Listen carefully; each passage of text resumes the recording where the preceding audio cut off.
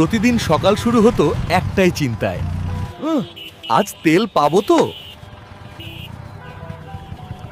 সকাল থেকে দাঁড়িয়ে থেকেও অনেক সময় তেল মিলত না।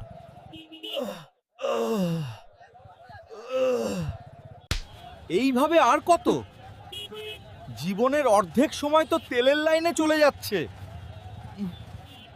বৃদ্ধ লোকটি হেসে বলেন, এখন তেল মানেই যুদ্ধ বাবা।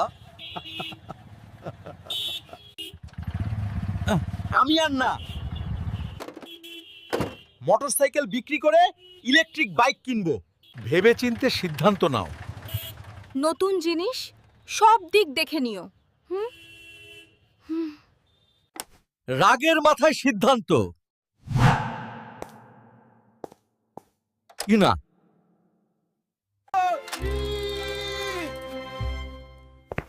এখন আর তেলের লাইনে দাঁড়াতে হবে না। সবাই বলল, বাহ, একদম আধুনিক হয়ে গেছো। চার্জ দিলেই চলবে। জীবন যেন সহজ হয়ে গেল। হঠাৎ বাইক বন্ধ হয়ে গেল।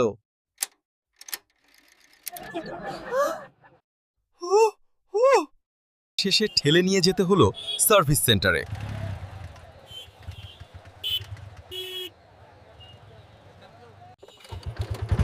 স্যার, কন্ট্রোলার আর ব্যাটারিতে সমস্যা হয়েছে। হ্যাঁ, পার্টস এখন সহজে পাওয়া যায় না।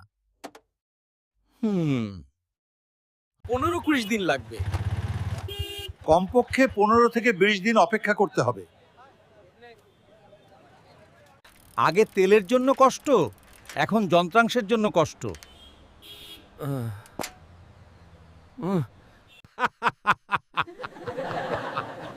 তোমার আধুনিক বাইক কই ভাই? গ্যারেজে ঘুমাচ্ছে।